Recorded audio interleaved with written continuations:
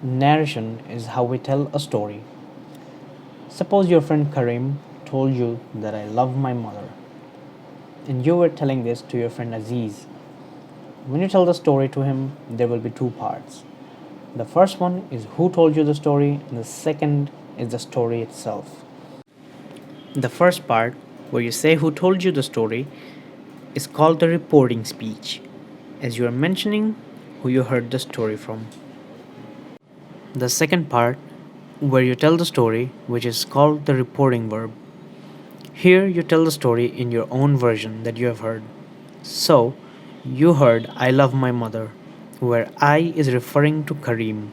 And when you tell the story to Aziz, Karim will be a third person, so it will be he loves his mother.